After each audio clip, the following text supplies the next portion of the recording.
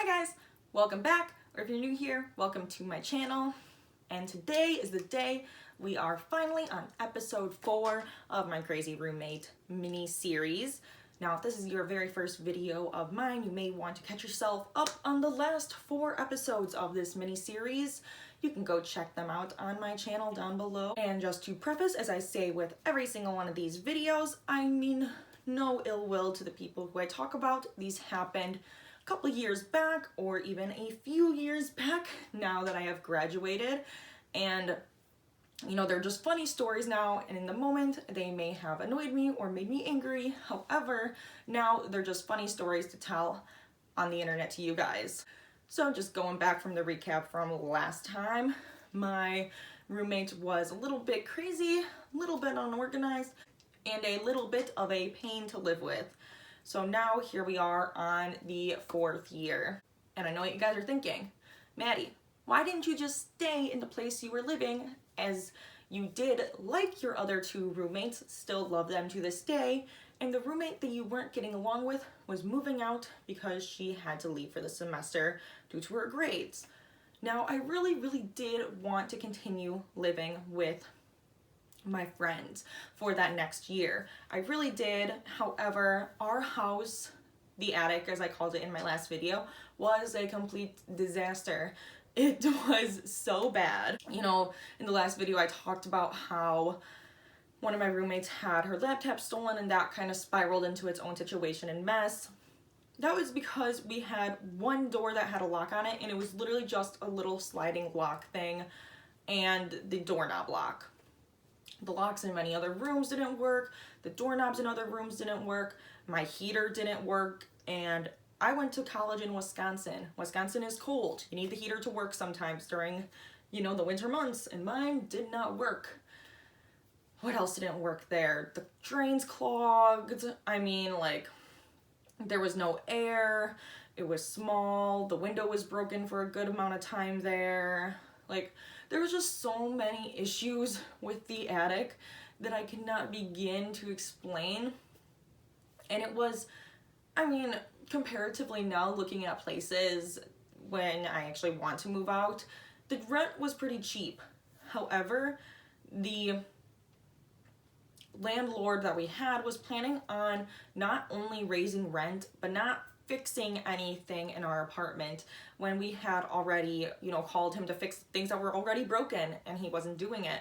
So I decided to myself, you know, as much as I love the roommates that I would be having this next year, I'm not going to continue paying rent here and utilities here and pay even more so for the things that aren't getting fixed when I can live on campus again and still have my own room. Now, on campus, at least on the campus that I lived on, there were these dorm rooms that were considered kind of like the upperclassmen dorms. They were pretty much right in the middle of campus, so they were in a super desirable spot, as like you could get to any of your classes within like a 5-minute walking distance. So it was pretty close. Everyone got their own room.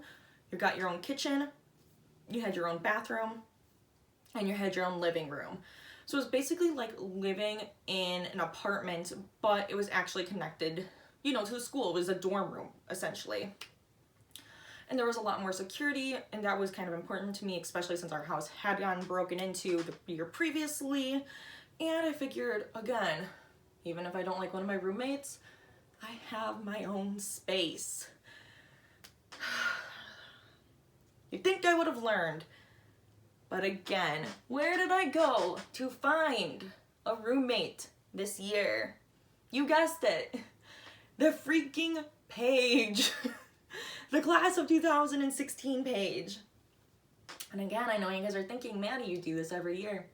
Maddie, you've had a bad roommate every single year of college, and yet you're going back to that page. Yes, I am, because again, I do not take my own advice. Anyway, so I was there again, doing what I was not supposed to do, look for roommates. And I found them. And this was the year prior, so you know, I met them at one of the places on campus just to talk, let them know a little bit about myself, how I was, what I like to do.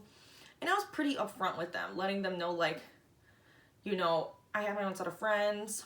I go out usually on these days. I have a job. I like to study. I pretty much keep to myself. I have a boyfriend who comes over sometimes. It shouldn't be a problem since we're all gonna have our own rooms. If you want to live with me, let me know. And at that point, I really just wanted to get it out of the way. Because I had had so many bad roommates, I was kind of just like, here's who I am, here's what I do. If you kind of connect on that level, we'll be a good fit. And they seemed to be totally fine with who I was as a person and living with me. So we got all the paperwork together, we signed it, we turned it in. We ended up getting a first floor dorm room apartment, which for me was awesome because when I had lived in the dorms before, I was on like the 7th floor and the 8th floor, and moving in was just a hassle. If the elevator was ever broken, like, girl, it was terrible. Or if, you know, there's like a fire drill or something. Just the elevators at some points when you live on high floors is not a fun experience. So being on the first floor for me was perfect. I was happy. So, you know, summer passes, we move in. Now, fortunately for me, my senior year was going to be a little bit differently. I ended up ending I think I was actually done with my major besides like one elective class or something like that. So I had like one actual major class that I had to take for the fall semester plus a minor class, and then my final minor class in the spring semester, as they didn't offer in the fall, so I had to split it up that way. And the rest of the classes I were taking were electives. I think I took 12 credits both semesters, so I could still be considered full-time and get like, you know, loans and stuff and be able to live in the dorms. But I was taking a lot of classes that were not that hard. But at the same time, I was studying for the LSAT, which is the entrance exam for law school. And as you can imagine, that took up so much of my time. I was studying for it constantly. And while it was nice that I was taking a lot of blow-off classes, so I wasn't totally super stressed all the time, I was still pretty stressed out about this LSAT that I had to take, and constantly like getting these little workbooks and finding stuff online and timing myself and making sure there's no distractions. A pretty stressful time. And I was supposed to take my LSAT, it was sometime in October, I can't remember the exact date, but you know, it was mid-fall semester, right around the time, you know, you're getting ready for midterms, you're getting ready for homecoming, there's a lot of stuff going on. And I just remember 2 of my roommates, I'm gonna name them Melissa, Tanya, and Gertrude. Now, it was very obvious right off the bat that Melissa and Tanya were super close. They clicked so well. They're interested in a lot of the same things. They got along really well, and that was awesome. Gertrude was a little bit weird, but she had lived with Melissa the year before, so she ended up just living with us this semester. And she was another one of those where she was graduating in the fall, and we were gonna get someone else in the spring, which I'm totally fine with, whatever. She was kind of weird, but she's not who this story is about. Gertrude was a little weird, but Gertrude pretty much kept to herself in her weird way and went about her business, and I was fine with that. She didn't cause me so much hassle. Now, Melissa and Tanya, while they did get along and it was really nice, they were really, really, really loud all the time. And again, I was stressed because I was taking this test and I constantly had to study for it. And I mean, if you ever taken an entrance exam for pretty much any kind of grad school program, you understand how stressful it is to do these tests, and how when you do the practice tests, you pretty much want it silent. You want it to be quiet so you can totally focus as if you're taking the real test. And I couldn't do that in my room because even though I had my own room, they liked to hang out in the hallway. And how our kind of dorm room was set up was like, here was the front door. Here's the front door. Our kitchen and living room were off to here. And off to the left-hand side, right when you walked in, or I guess if you walked in it'd be the right, but whatever. Off to the other side, there was a hallway. And so it was the hallway, and then my room, Tanya's room, Melissa's room, Gertrude's room, and the bathroom was on the other side of the hallway. And it was like the toilet room, sinks, the shower room, and that was like on the other side of the hall from our rooms. But they like to hang out right in the hallway and like turn on really loud music and laugh and watch TV, whatever. And that's totally fine, but I couldn't concentrate there. So what I decided to do was, because this kind of dorm room apartment style building was literally right next to the business building, I would just head on over to the business building and I would go to one of the higher up floors because they had a lot of study rooms, and later on during the day it was relatively silent there. So I would go there all the time and just do my own thing, study, get what I needed to get done. Now, I didn't think this was a problem. I thought this was totally fine. I wasn't yelling at them ever, telling them they needed to be quiet, because I didn't want to be that roommate. I didn't want to be rude. I didn't want to be annoying. I wanted to just let them have fun, especially since this was mine, Melissa's, and Gertrude's senior year, and then it was Tanya's sophomore year. And I thought, you know, people, they're gonna have fun. They're gonna do what they want, especially since we're seniors. Like, this is the last time that we really get to do this. I mean, grad school isn't gonna be the same, so that's how they want to be. So they want to be. I'm not gonna stop them. I'm just gonna go over to the business building and get my shit done because I really need to. And so that's what I did. And I do remember, I mean, I was doing this all the time because I really needed to focus and I really wanted to get the highest score possible because I knew I had a good GPA in college and I wanted my LSAT score to match that so I could get as much money as possible to get, you know, as a scholarship to go to law school. And one of the main things we had in our house, as I did mention before, we had our own kitchen, is these girls, I loved it so much. It was one of the things I actually loved about living there, is they loved to decorate. So we always had decorations up all the time, super festive. And for one of them, you know, it was Halloween time, and I can't remember who brought it, but someone brought this big, like, you know, pumpkin decoration. And we filled it with candy all the time. And one of my roommates, Melissa, she was always buying, you know, like the Halloween bags that come with an assortment of chocolate candies. And then I would buy one that came with an assortment of like fruity candies and sour candies, and we'd put those in. And I thought it was totally fine. I was refilling it. You know, I was bringing in different kinds of candies for people. I thought we had a good thing going. I didn't think anything was wrong. And then one day, I get home from class and I see, you know, I go to get some candy. And there's a little note. I open up the pumpkin head, whatever, and I see, and there is a note. And on the note, it says something along the lines of, like, if you want to eat the Kit Kats, you need to buy them yourself. There's Milk Duds in here. They should be eaten. Just like passive aggressive about these friggin' Milk Duds not being eaten and the Kit Kats being the ones that were eaten. And let me just tell you, I don't like Milk Duds. I don't know anyone besides my boyfriend who likes Milk Duds. I don't think they're a good candy. I don't like them, so I don't eat them. Of course I ate the Kit Kats, but I always refilled the pumpkin with other kinds of candies. So I didn't understand what was the issue. And I know this was immature of me. I know it was. But I wrote a little note back letting her know that, you know, I had been refilling this thing.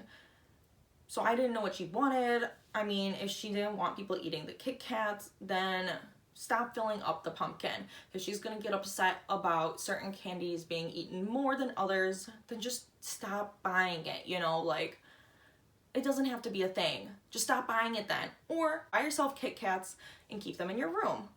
You don't have to get pissy with the roommates if you don't want them eating something that you set out for everyone to eat. It doesn't make sense to me.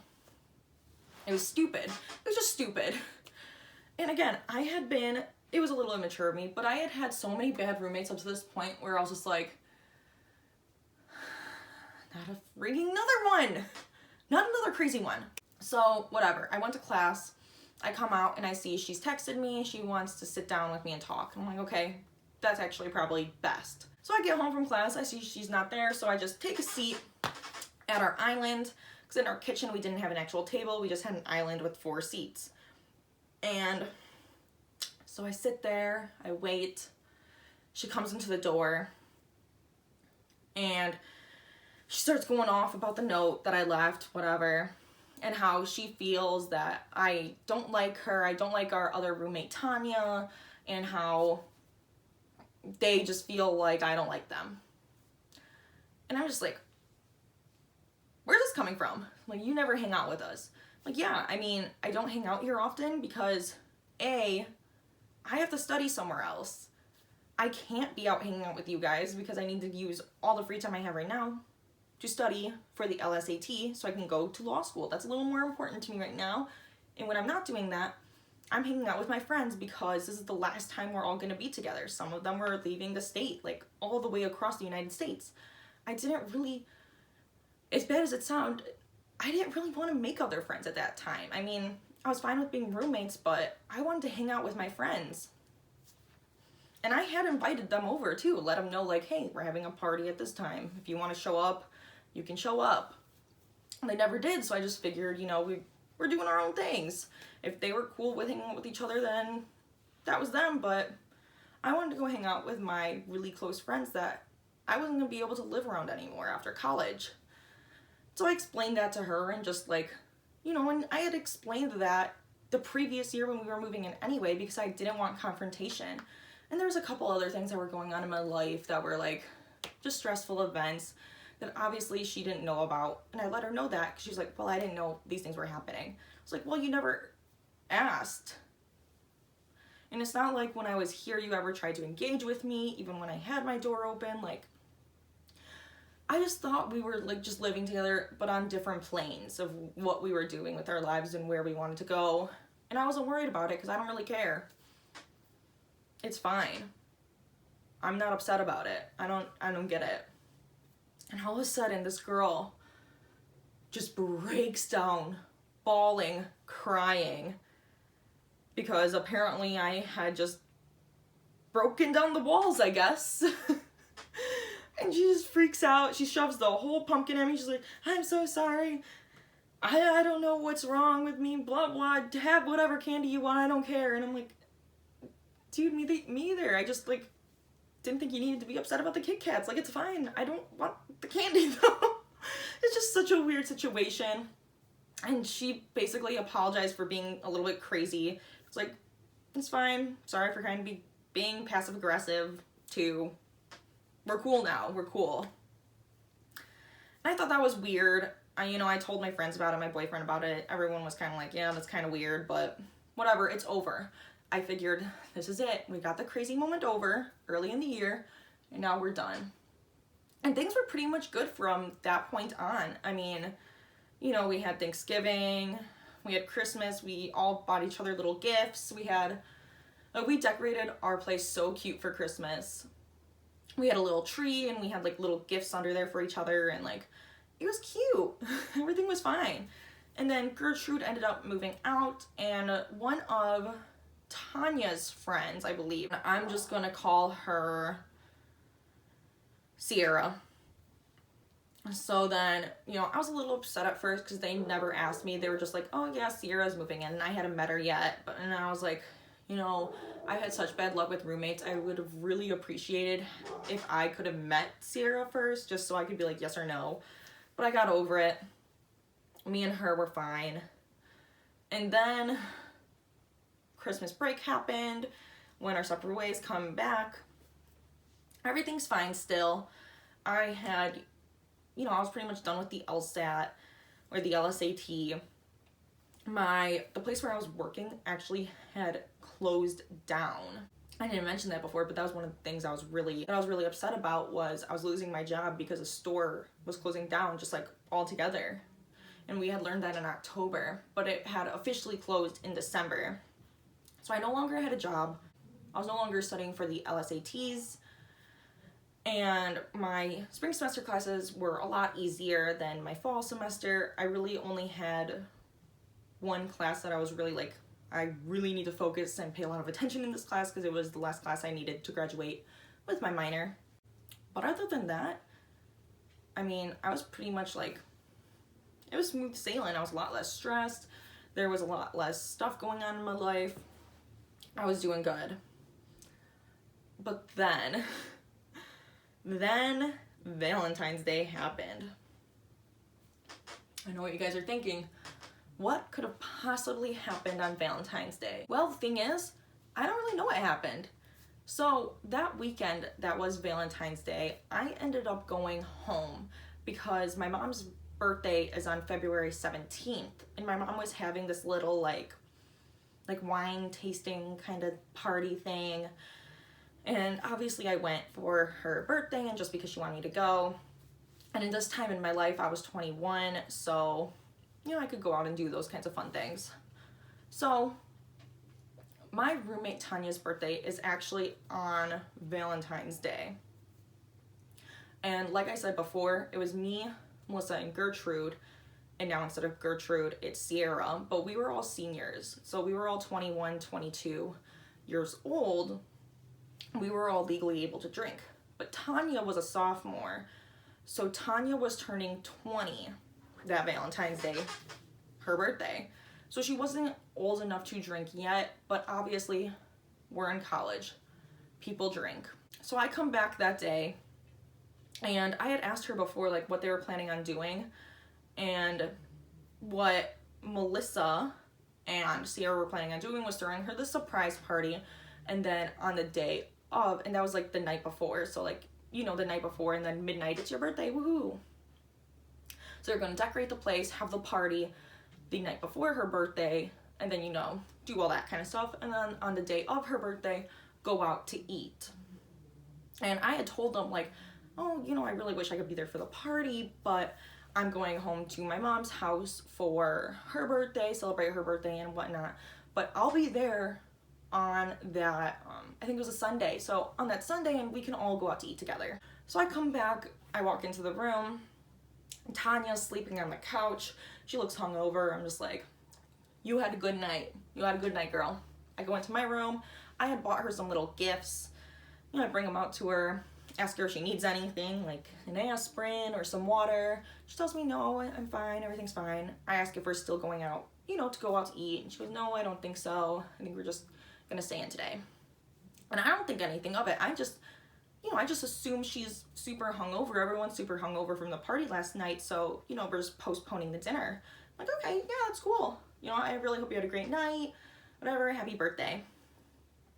And, you know, the day goes on, and I can't remember if it was that day specifically, or if it was the following day. But eventually, I get to talk to Melissa, and I ask her, you know, oh, how'd the party go? And she just goes, Maddie, it was awful. It was terrible.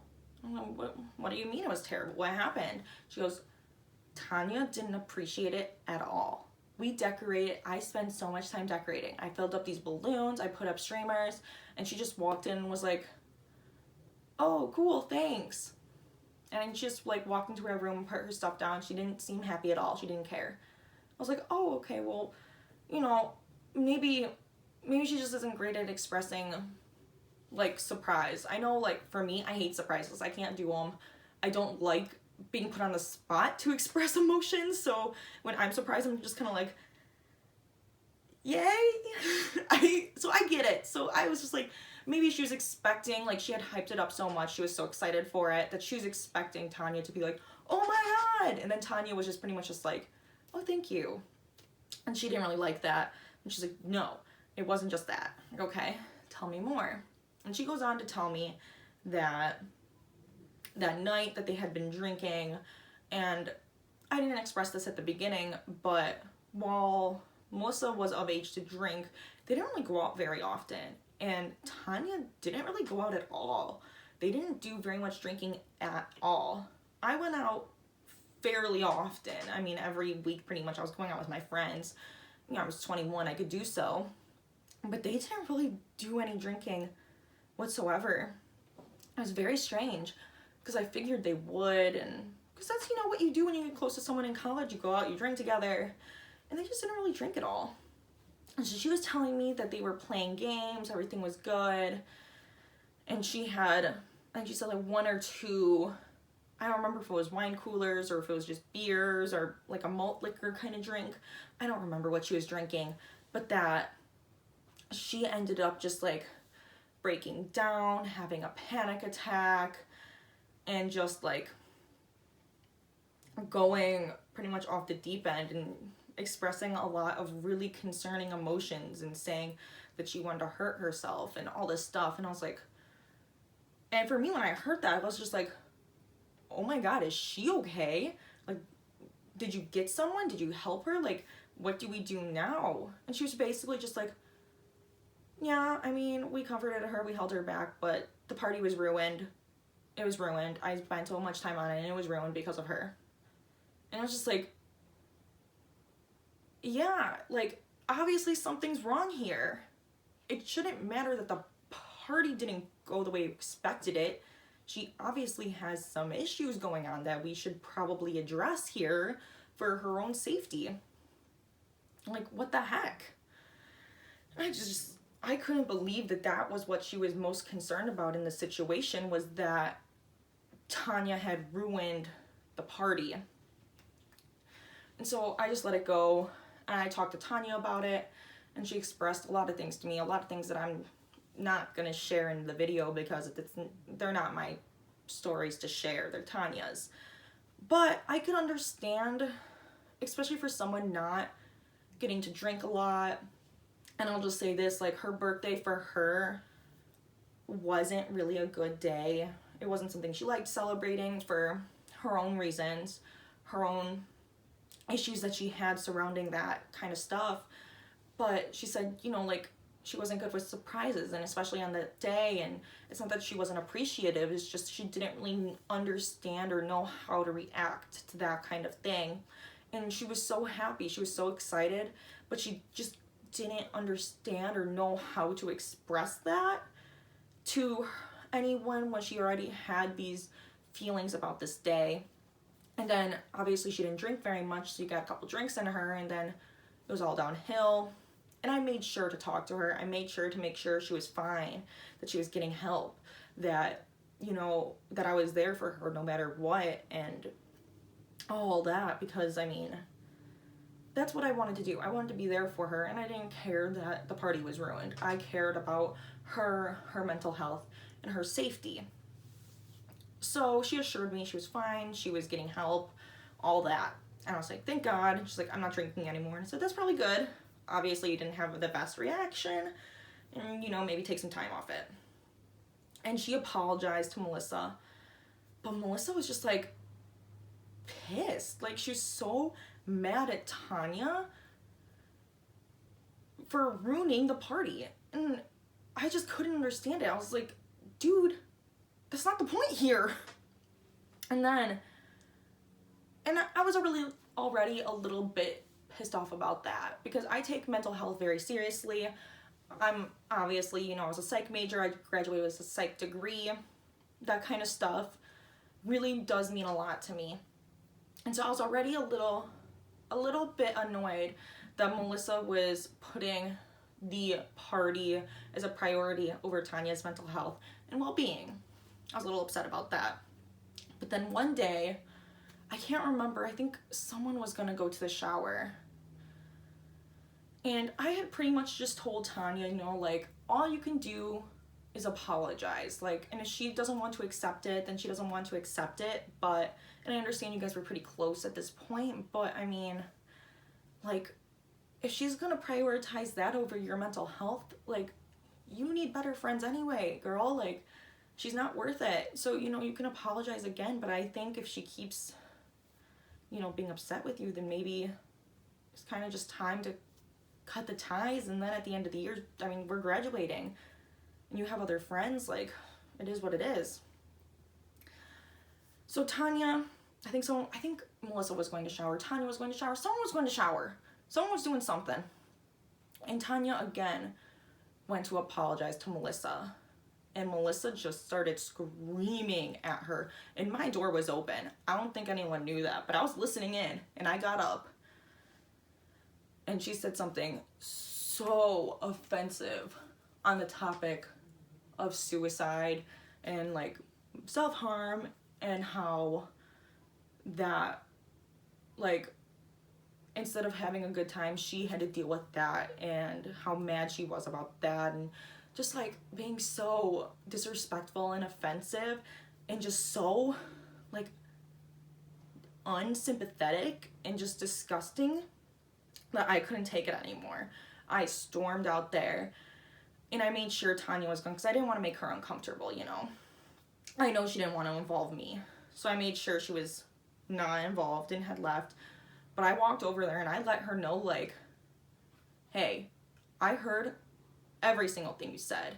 And at first I didn't say that. I just yelled at her and she's like, no, it's not what you think. That's not what I said. And I was like, listen, I was literally in my doorway listening to what you said. I know exactly what you said. So don't try and play it off like you were just having a civil conversation and it got a little heated. I heard everything you said. Don't try and play that game with me. Don't try and act like you're the victim here because your party got ruined. I heard everything. We're not gonna do that. We're not gonna treat Tanya like that just because you're a little pissy that your party didn't go as planned. You're not gonna act like that. It's done. It's done. You're done. No. And she ended up saying something about how, oh, I'll move out then if that's how everyone feels. And I was like, good. Then move out.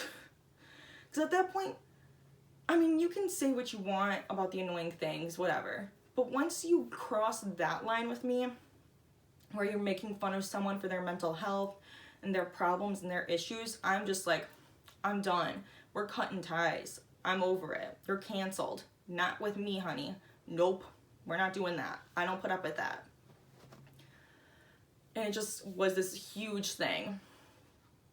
And that ended. I pretty much just let her know, like, because she started getting upset that I felt the way I felt about what she said. And I basically told her, like, you can try to explain this in any way you want, but I'm not going to change my mind because I know why you're upset. And it's literally because of a party that you wanted to go one way and it didn't go that way. And now you're treating Tanya like this over something she has no control over. You don't have control over your mental illness. You just don't. It sucks, but you don't have control over it. So I was not having any part of what she was trying to explain away as her reason why she should be able to treat people the way she was treating them. And the rest of the year went on, and pretty much we just did petty shit for the rest of the year. That's pretty much how the year ended. Like, that happened all around Valentine's Day. And I think me and her kind of had that blowout maybe a few days, maybe a week after the initial, I guess, party happened or whatever. But for the rest of the year, we just did petty shit all the time. We were so petty to each other. Like, I obviously didn't like her. Obviously, she didn't like me. I made sure she knew I was not about it. I was not about her. Whatever. I called her out all the time. And yeah, after that, I mean, me and Tanya, you know, and we were cool. We were fine. I let her know, like, hey, I'm here for you. Whatever you need. Whatever. I mean, her, you know, we were friends. I wasn't super close with anyone in that place, I guess. Me and Tanya were probably the closest at the end. Her and Melissa and even Sierra was pissed at her. I was just like, it was such a stupid situation. But they ended up all reconciling and being friends again. I don't think by the end of the year they were still as close as they were at the beginning. But they were okay. And I let her know, like, because she wanted to talk to me about it, and I let her know, like, if they want to be friends again and you feel comfortable with it, then go ahead. But, I mean, she did kind of show you her true colors, so just be wary of that. You know, you always want to be wary of who your friends are. Because if they treat you a certain way and they believe that they're in the right, they're probably going to do something like that again.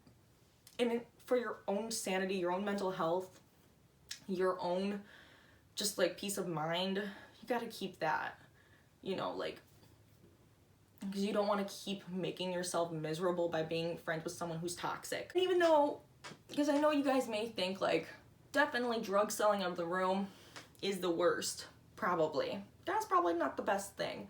But for me, like, that was annoying.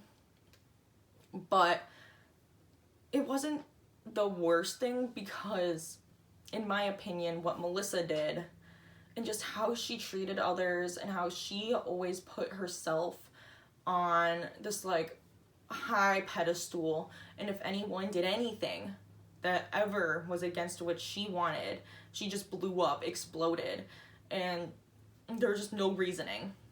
And then when you did reason with her, she broke down crying and tried to make you feel like you were the bad guy for making her feel bad for the things that she was doing wrong. And I just can't with those kinds of people. I don't like them. I don't like having to deal with them. It's manipulative. It's wrong. And she was like that with so many people. And for her to do that to someone that was obviously going through a lot, really to me just said a lot about her character and a lot about who she is as a person. And that was pretty much the last straw for me. I mean, I was moving out of the dorms anyway, but from that point forward, I was like, I do not want another roommate ever, ever, ever again. Everyone is crazy. Everyone I have to interact with does these weird ass things that I have to deal with that I don't want to deal with, and I don't want to have to deal with. So we moved out, and after that, I don't think I ever talked to her ever again. I don't believe I ever did. Which is strange, because, you know, this is the 4th video in my series, but every single one pretty much I've talked to since moving out with them, and we're all on good terms since moving on, pretty much. And she's the only one that I never have talked to since then, and that doesn't bother me. I really have no want or need to talk to someone like that, even though I haven't seen her since then, and I don't really think I will. There's really no reason for us to run into each other, but again, I have no hard feelings since that time. I really do hope she's learned from that experience and that she kind of understands why what she did was wrong and why I got so upset with her and why, like, you know, why I couldn't accept her behaviors and accept them as she wanted me to see them.